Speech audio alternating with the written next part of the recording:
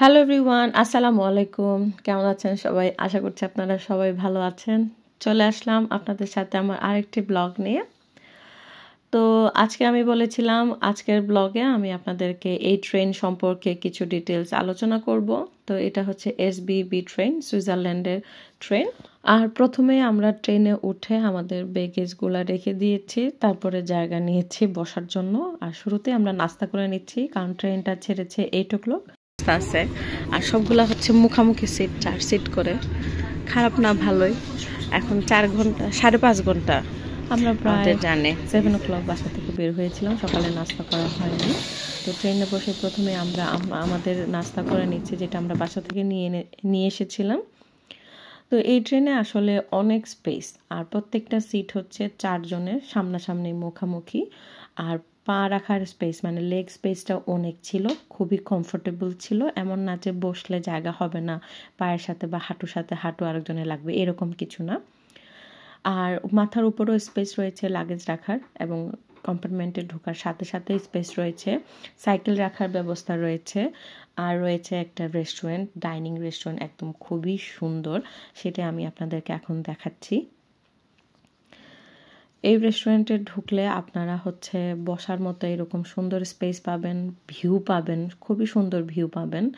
আর খাবারের দাম তো অবশ্যই, সেটা আমি আর বলছি না আপনাদেরকে, আপনারা দেখে নেবেন। আর অবশ্যই খেয়াল রাখবেন, মানে মাথায় রাখবেন আপনারা হচ্ছেন সুইজারল্যান্ডের ট্রেনে ট্রাভেল করছেন। সো সেই ক্ষেত্রে প্রাইস ডেফিনেটলি অনেক অনেক বেশি হবে।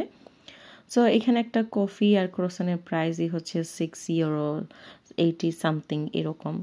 সো এটা তো আপনারা বুঝতেই পারছেন, আপনাদেরকে অবশ্যই এটা খেয়াল রাখতে হবে। আপনারা সুইজারল্যান্ডের ট্রেনে বোর্ডিং করছেন, যে এখানে সব কিছুই এক্সপেন্সিভ। তো আমি জাস্ট দেখাচ্ছি এখানের ফ্যাসিলিটিগুলো কী কী আছে। তো এখানে আপনারা রেস্টুরেন্ট পেয়ে যাচ্ছেন, তার পাশেই হচ্ছে আপনার রেস্টুরেন্ট কিচেন, যেখানে গিয়ে আপনাদেরকে অর্ডার করতে হবে কী কী খাবেন।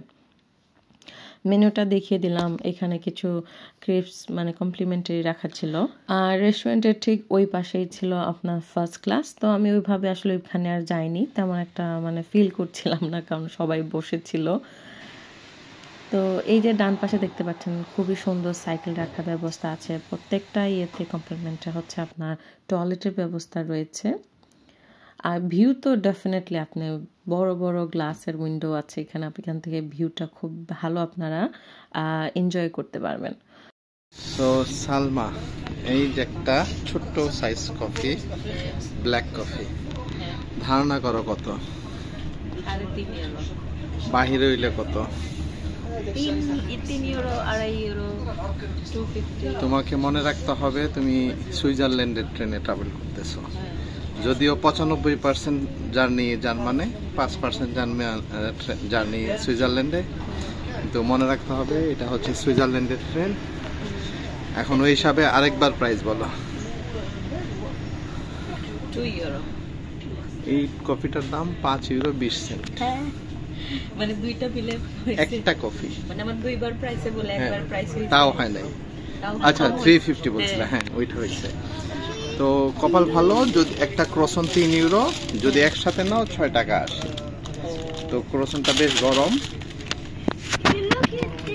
তো এই দেখো,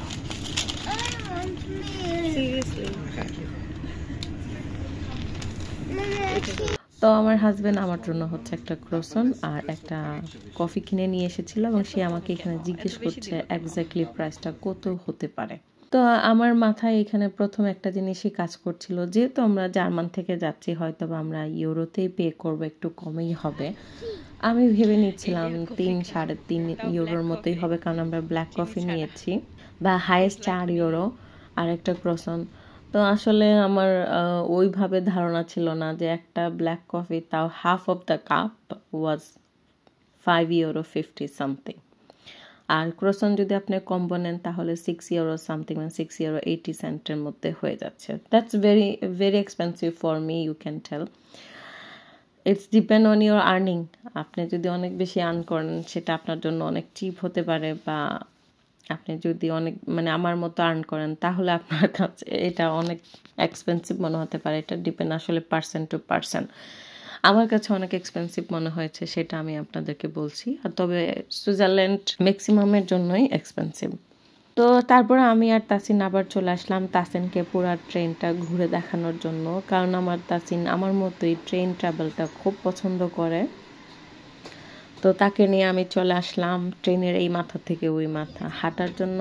তো সে এখানে হেঁটে হেঁটে দেখছে, আসলে খুবই সুন্দর, আসলে খুবই সুন্দর। তো সেও বলছিল মামা ওই সাইডটা যাচ্ছি না আর, কারণ ওইখানে হচ্ছে সবাই বসেছিল, যেমন তেমন একটা এমটি স্পেস নাই যেখানে আমি গিয়ে হয়তো বা একটু ভিডিও করব। তবে আমি যেটা দেখলাম সেটা হচ্ছে ফার্স্ট ক্লাসের চেয়ারগুলা আর একটু কমফি, তারপরে হচ্ছে আরও ওয়াইড প্লেসটা, মানে সবার জন্য আর ডেফিনেটলি ফার্স্ট ক্লাসে যেরকম হয়। এখানে আমরা চলে আসলাম। তো আরেকটু আপনাদেরকে এখানে দেখাচ্ছি, যেটা হচ্ছে এই যে চেয়ারে যে বসবেন আপনারা 4 জন, এক পাশে তো ডেফিনেটলি টেবিল আছে যেখানে আপনারা খাবার বা আপনার ওয়ার্কিং প্লেস জিনিসগুলো এটার উপরে রাখতে পারেন, বা সাইডে যে বসবে তার জন্য হচ্ছে একটা হ্যান্ড টেবিল রয়েছে যেখানে আপনি আপনার খাবার বা যে কোনো মোবাইল বা যে কোনো কিছু রেখে বা বুকস রেখে আপনার ট্রাভেলটা কমফি করতে পারেন আর কি।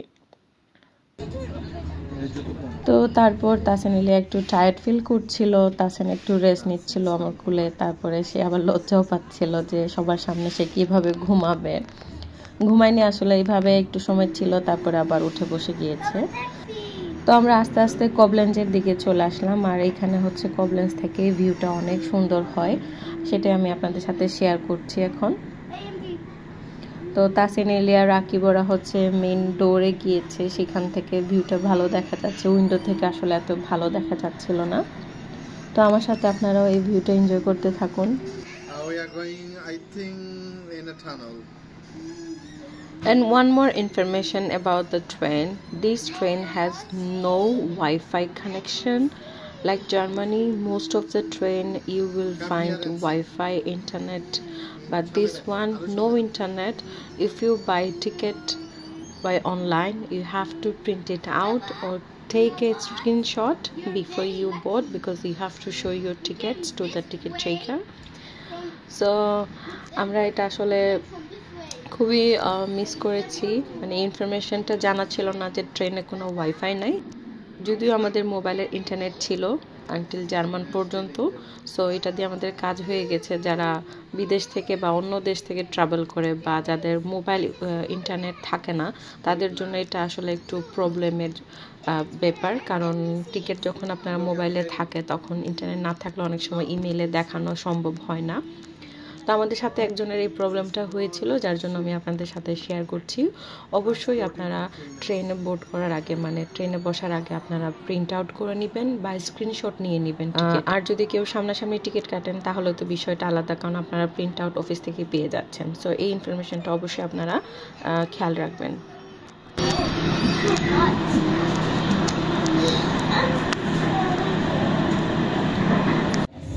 আর যেতে যেতে অবশ্যই আমি আপনাদেরকে সাইড ভিউগুলা দেখিয়ে দিচ্ছি, আসলে খুবই ভালো লেগেছিল। আপনাদের কাছেও ভালো লাগবে, এই জার্নিটা বোর ফিল হবে না। আমরা মানে আপনি যখন কবলেন্সটা ঢুকবেন তার থেকে শুরু হবে সুন্দর ভিউ, পাহাড়, নদী, ট্রেন লাইন, রাস্তা, ছোট ছোট। আমরা এখন মানহাইম, এটা মানহাইম station. Mama, das ist S-Bahn Rhein-Neckar. Yes.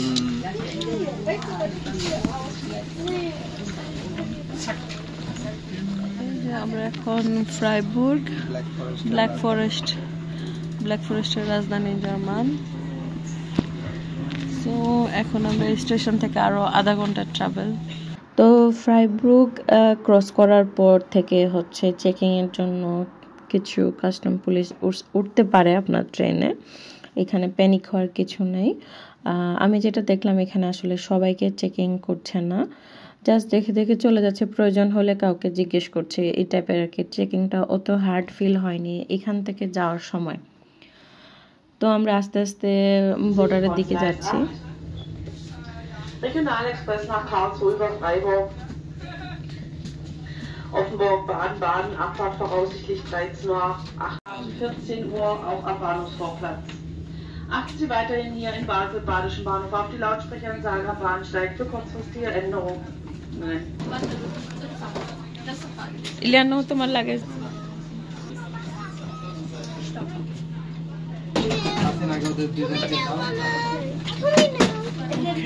যাও তুমি যাও যাও। ইলিয়া ধরে ধরে নামবে ওকে ওকে ইলিয়া দাঁড়াও, মামার নামে তোমাকে নামাবো।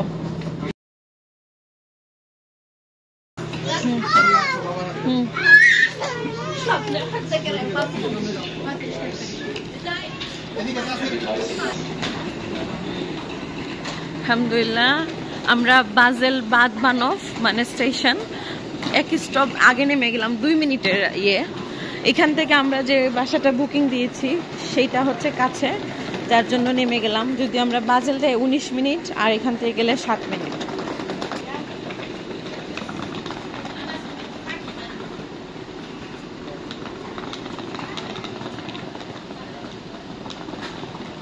আলহামদুলিল্লাহ সেফলি চলে আসছি আমরা সবাই।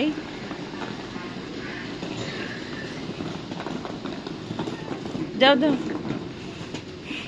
ওই পার আর এই পার দেখছো 1 মিনিটে হাঁটা রাস্তা। 1 মিনিটে হাঁটা রাস্তা। আসলে এখন আমাদের মোবাইলে নোটিফিকেশন আসেনি যে আমরা বর্ডার ক্রস করলাম, কারণ আমাদের হচ্ছে বর্ডার ক্রস করার সাথে সাথে মোবাইল নোটিফিকেশন চলে আসে। হ্যাঁ, এই বাজেলবাদ স্টেশনটা আসলে কভার করে জার্মানের আন্ডারে, ওদের আন্ডারে যে ডিবি হচ্ছে ডয়েচে বান, জার্মান ট্রেন। সো তাদের আন্ডারে হচ্ছে এখানে এই স্টেশনটা রয়েছে। 2 দেশেরই এখানে সব কিছুই আছে, 2 দেশেরই পুলিশ, 2 দেশেরই সব কিছুই পাবেন। বাট মূলত এটা হচ্ছে জার্মান বর্ডারের সাথে। তো এটা মূলত বেশিরভাগই দেখবেন আপনারা জার্মান বলবে, যখন বাস বা ট্রাম এখানে এসে পৌঁছাবে বলবে এটা জার্মান স্টেশন।